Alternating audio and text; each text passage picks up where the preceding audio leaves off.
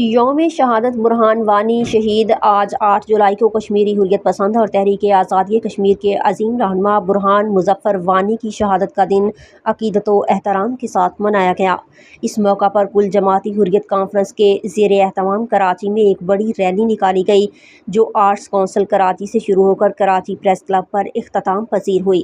Rally کا مقصد برہان وانی کی جدوجہد آزادی کو خراج تحسین پیش کرنا اور کشمیری عوام کے حق خود ارادیت کی حمایت کا اظہار کرنا تھا۔ ریلی میں شرکاء نے کشمیر کی آزادی کے حق میں پرجوش نعرے لگائے اور برہان وانی سمیت تمام شہدائے کشمیر کو سلام عقیدت پیش کیا۔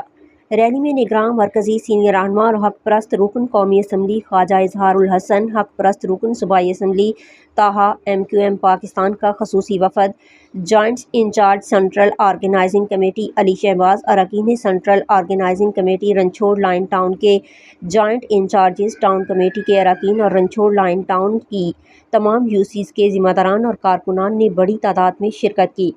شرکاء نے کہا کہ برہان وانی کی قربانی نے تحریک آزادی کشمیر کو نئی زندگی بخشی ہے اور ان کی شہادت کشمیری عوام کے حوصلے کو مزید بلند کرنے کا سبب بنی ہے۔